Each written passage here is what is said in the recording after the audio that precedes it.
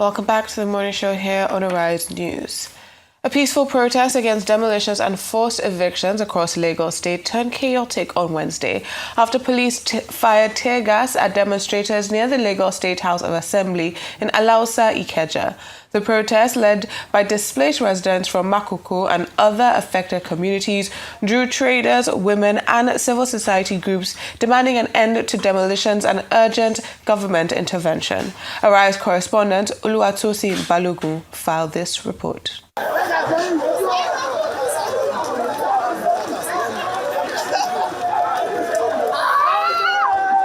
It began as a calm and peaceful march from the Ikeja under bridge in the early hours of the day. It gradually gathered momentum as protesters from Makoko, Shogunro, Ayetoro, Otumara, Oworonshoki, Bariga, Ajegunle, and Owode Oniri joined in, calling for an end to demolition, forced eviction, and alleged land grabbing across Lagos State.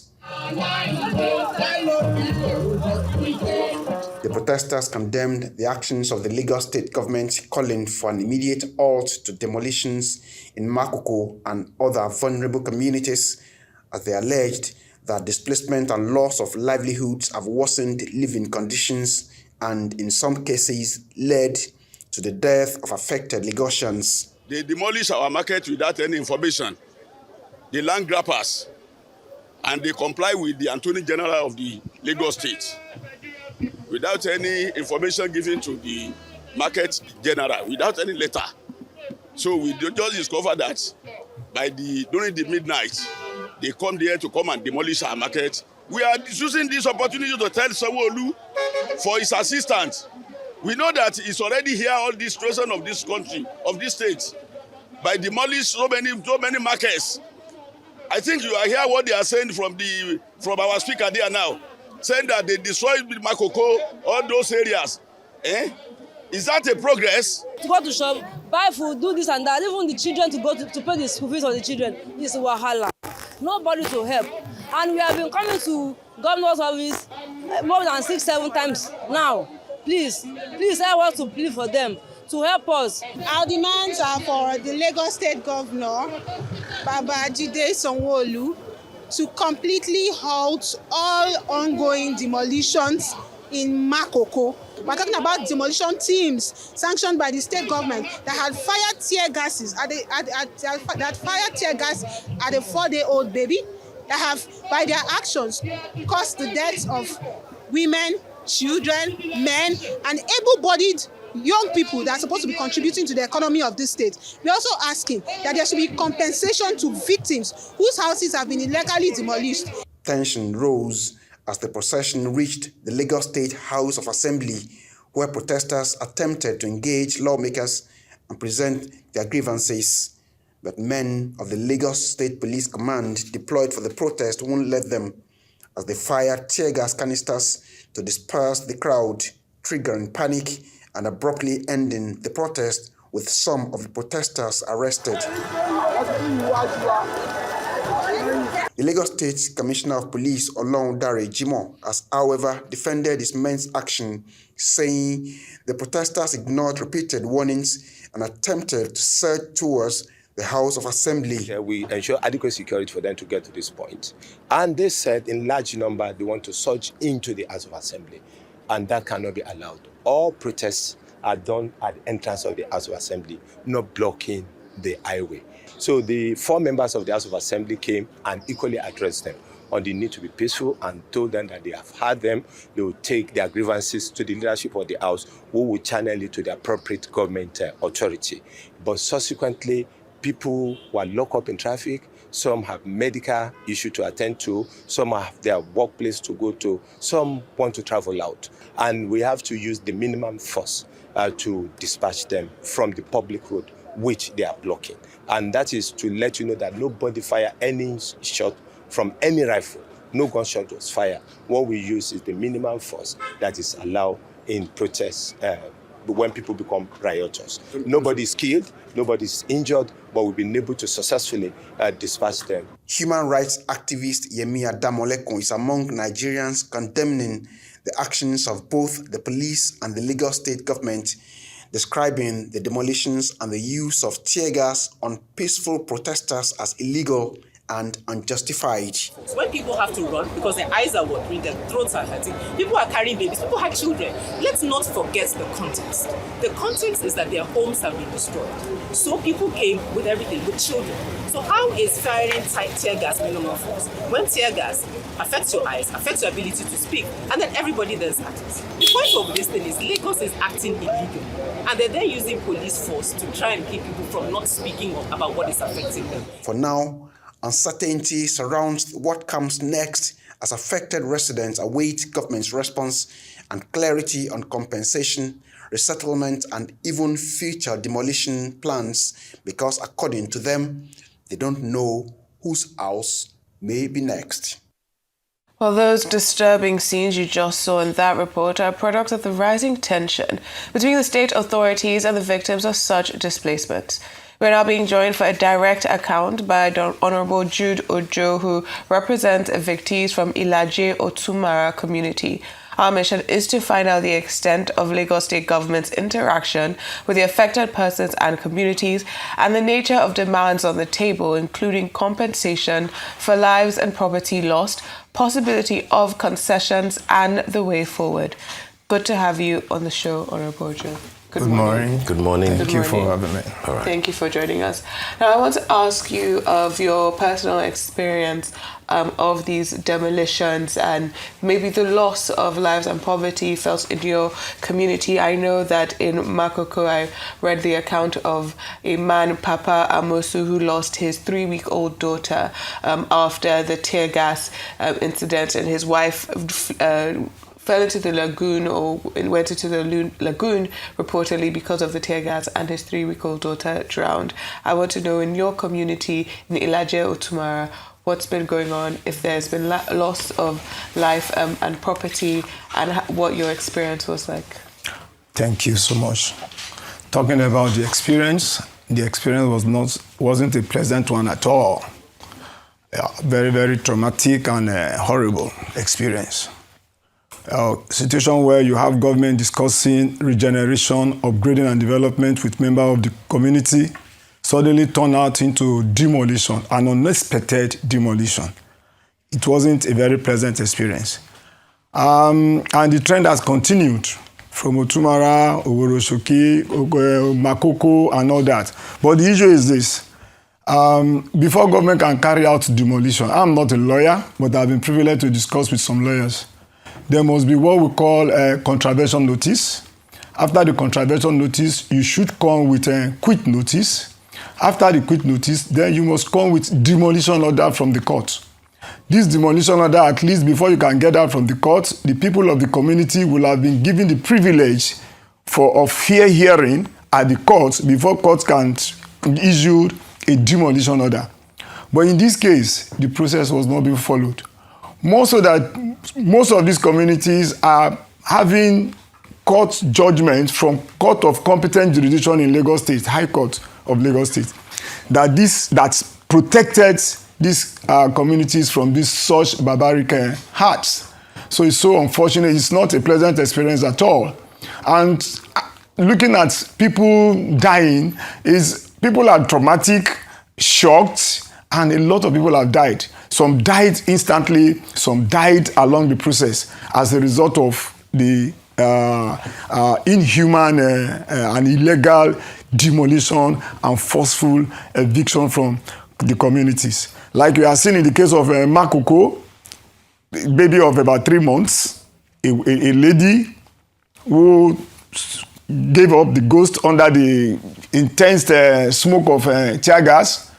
And even Owode Oniri, where about 6 people are still lying down in the mortuary now, killed as a result of illegal forceful eviction from Owode Oniri, and so on and so forth. It's not a pleasant experience at all.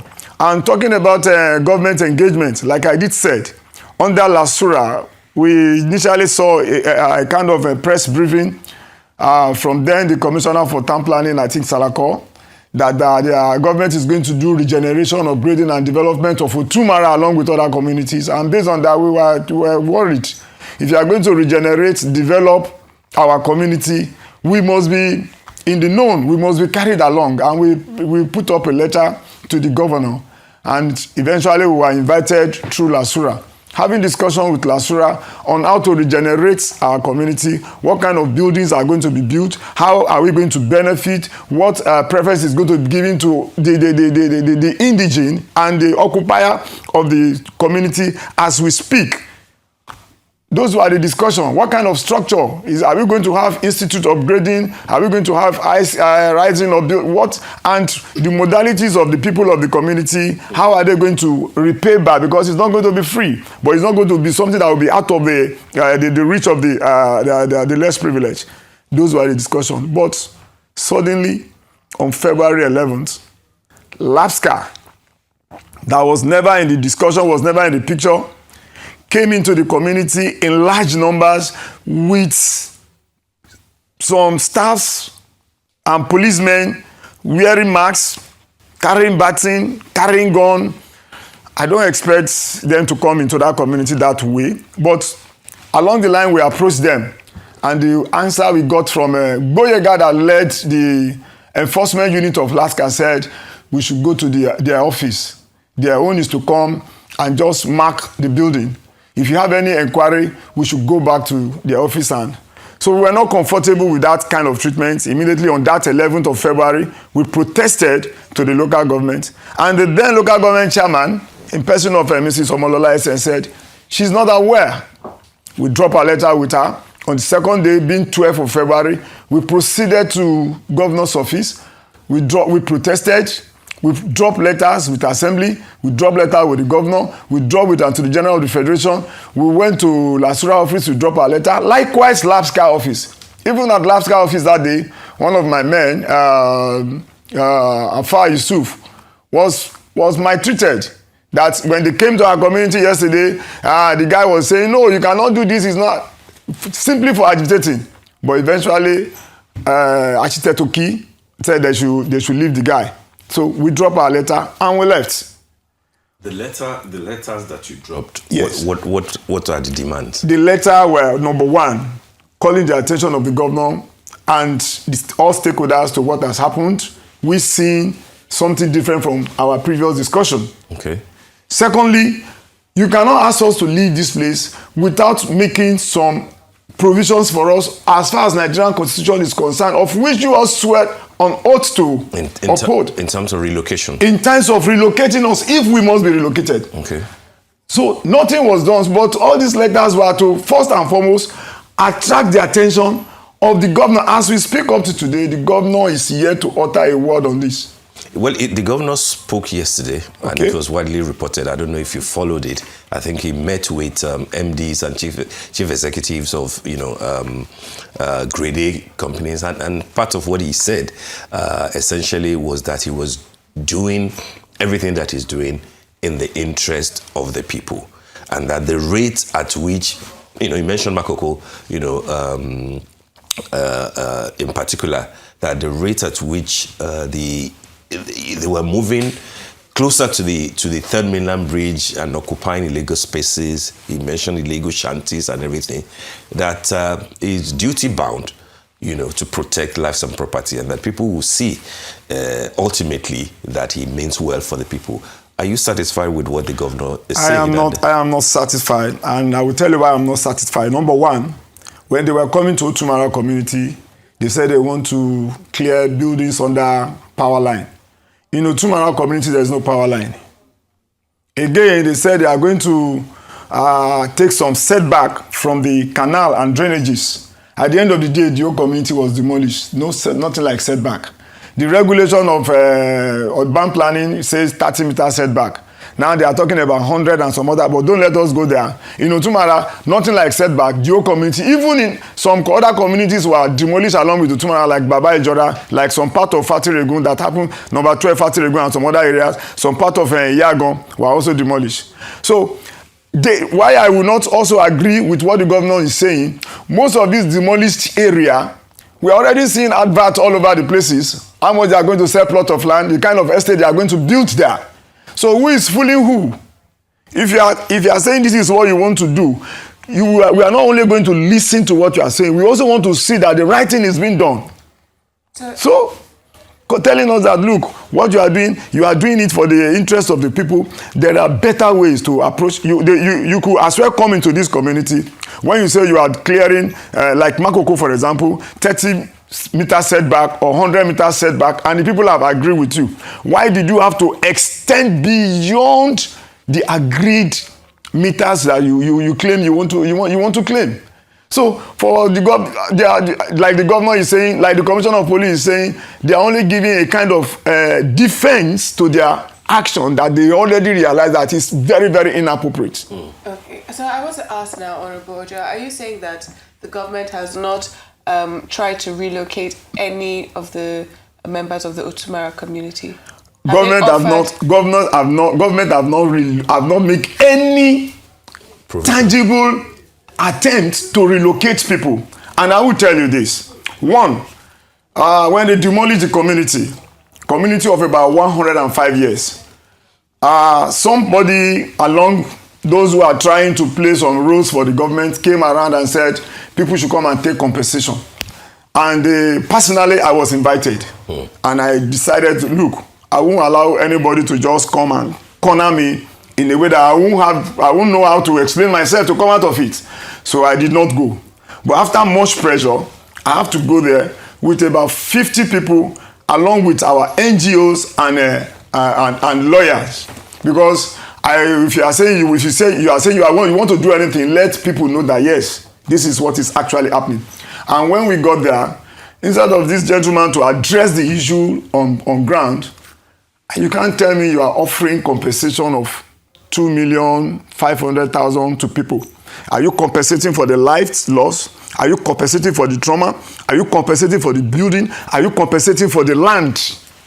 For crying out loud. In Ebutemeta Papa Road where I live, with 5 million naira, it's going to take me 2 years apartment. That means 2 years rentage to occupy an apartment there, a 2-bedroom flat. Now, this is the person you demolish. Yes, 5 million. It's 2.5 per annum. Now, in Utumara, you demolish my church. I'm a parish pastor. You demolish my family's house. You demolish my wife. You demolish my wife's school. You demolish my in-laws' houses. You demolish the community market. You demolish even the newly built senior secondary school that was built by Lagos State, about 36 blocks. 36 toilet and 3 floors. Only waiting to be commissioned, was also demolished.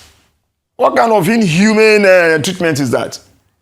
So all these excuses they are giving, no, they have not made any. Now, before you even carry out demolition at all, there must have been discussion. You must have prepared an alternative for us to stay. Then you must also make provisions of how we are going to relocate from one place to the other. I continue to imagine some people got 100,000 naira. Is it for them to pack their loads? Or are you calling that compensation? Let me quickly add to what the governor said yesterday. All right. He used the example of Okubaba, where there used to be fire and everything. All right. And that to put a stop to that, they relocated the people there to Agboa, and that it cost the Lagos State government, and I'm aware, billions of naira. And that if the Lagos State government could be trusted to do that, is also pleading for trust and understanding in this matter. What sort of way forward, therefore, would you want to advocate in bringing some kind of, sense into all of these? And then secondly, because he also was meant to be here with you, Comrade Hassan Soweto, who has been, at the vanguard of all this. What is his condition now? Because we know that he's probably out, he's out on on bail. What is his condition? Is he okay? How is his well-being? With due respect to the governor, His Excellency, I believe there are better approach to all these menace they are creating. Let me just try to kind of explain some of the shortcomings. Oko Baba, for example, Makoko, for example, I heard somebody talking about food security, food shortage in the country. You are also going to compound this because Makoko, predominantly we know that they are fishermen. And they are already complaining that going in the lagoon for them to fish costs more because the water in the nearby area have been some field. So they have to go inner the lagoon to fish, and that will cost them more because they are going to use more fuel, they are going to use more energy to paddle the canoe to and fro. Yeah. Again, you are now displacing them. So let's agree that we are going to have shortage of fish in Lagos. 2, going about how to relocate people. If you are going to demolish, this is a democratic set of government system. We are not under military. We rejected this same system under military. And that is what is playing out now. The system we rejected of demolishing people without considering the children, the women, the vulnerable, the elderly. Baba Agbede in Otumara is about 91 years old. He worked in Nepal for about 35 years and retired honorably. The Baba houses have been demolished. His means of livelihood have been destroyed. So, if you are it is not just for you to come and say, you just mentioned Okobaba. I quite agree that, yes, they have been telling us, which you confirmed. But see, ask how many people were demolished in Okobaba. Because no enumeration, no counting, no house numbering was done. So you don't just do things let's just do it. The one we can take care of, we take care of. Let the rest go to hell. It's not done. We are all Nigerians and we are human beings. I do agree with you. On Comrade Hassan, how is he? Comrade Hassan, I just pray that he get better very well soon. He has not been comfortable since that arrest because he was manhandled, detained in police custody until thank God, and I really want to use this opportunity to appreciate Senior Advocate of Nigeria, Femi Falana, who personally appeared for us. Because by appearing for him, you are appearing for us. Yeah. All right. Comrade Hassan house was not among the houses that were demolished. But somebody has to speak on behalf of the evictees. Absolutely. Thank you. All right. On that note, Honorable Jude Ojo, I want to thank you. Jude. Okay. Honorable Jude Ojo. Thank you. Pastor, isn't it? Also. All right. I want to thank you. And of course, the conversation will continue. This is an important subject matter that concerns, the welfare of the people of Lagos State. Thank you indeed. Thank you.